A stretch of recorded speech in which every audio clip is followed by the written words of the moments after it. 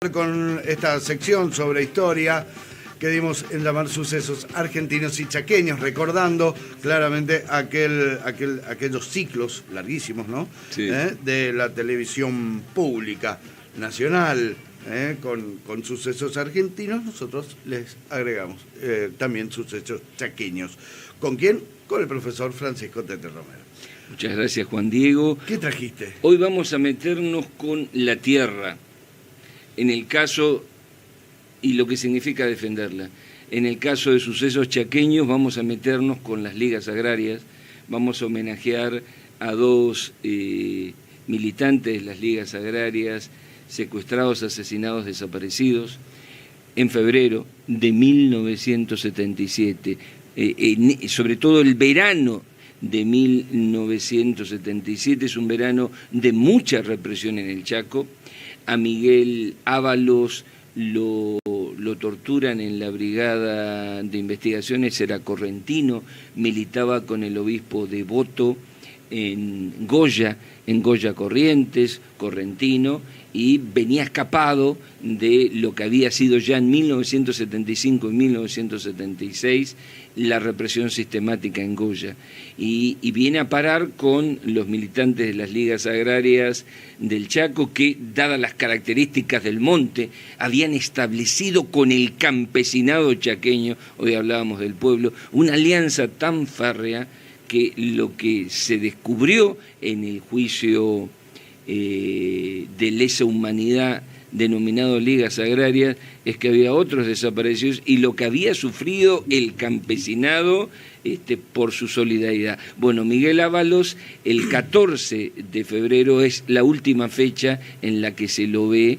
y luego está desaparecido en 1977. Y en ese mismo febrero, unos días más, Raúl Eduardo Gómez Estigarribia, maestro rural y militante de las ligas agrarias, también es apresado por la patota de los comisarios que tenían a su cargo ese operativo. Y fíjate vos lo que es la perversidad del lenguaje. Sí. ¿Estigarribia era militante en ligas?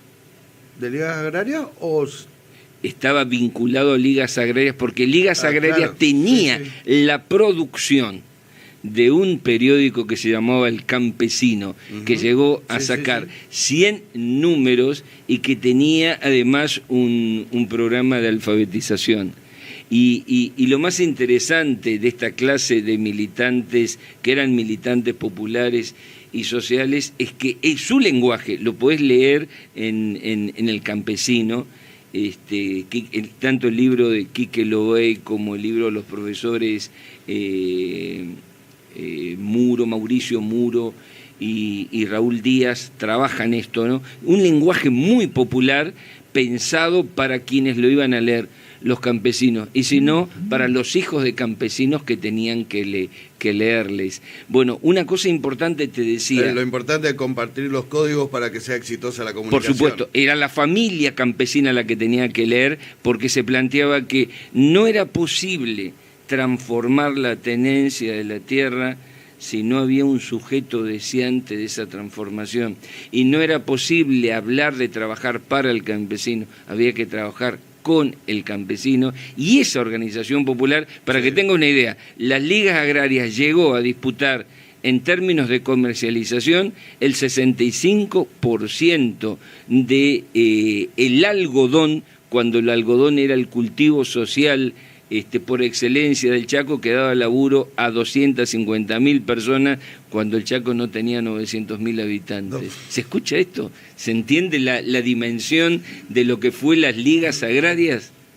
Una cosa que te quería contar, se hizo una red distractiva a partir de lo que se denominó operativos Tobas. Mirá vos, operativo Toba 1, Toba 2 y Toba 3, supuestos arreglos de escuelas, censos, etcétera, etcétera, que significaban en pleno campo, ir buscando dónde estaban las semillas de la represión de las ligas agrarias. Por eso se concibe un año después la fundación, en septiembre de 1978 de fuerte esperanza en clave de la Gendarmería Nacional en pleno impenetrable, inaugurada por el dictador Videla. Las ligas dejaron claramente en la historia de la provincia del Chaco un sello, ¿no? Pero la provincia del Chaco en realidad se merecía las ligas agrarias, se merecía el campesino y se merecía tal vez mucho más que claramente fue diezmado en la dictadura. ¿Sabes por qué? Porque, mira, el doctor Leandro Moglia, en un trabajo muy interesante, doctor en historia, dice que el objetivo de la dictadura militar en términos económicos fue matar el espíritu y la filosofía del cooperativismo. Ese cooperativismo había sido traído por los tatarabuelos o bisabuelos, inmigrantes comunistas, anarquistas y socialistas, que lo primero que hacían cuando fundaban una cooperativa era instalar una biblioteca. Mirá, vos tenés que hablar de dos grandes huelgas en el Chaco, del 36 y del 34 y del 36. Una con sede en Cespeña y otra en Villa Ángel y Las Breñas.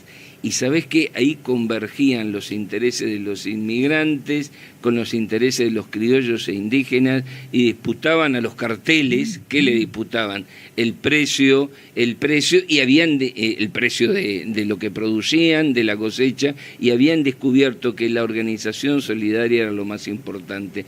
Por lo tanto, lo más grande... No es casualidad que en la primera cooperativa de Sudamérica, la del Triunfo, Margarita Belén. El Margarita Belén. ¿Qué será de la cooperativa del Triunfo en estos momentos?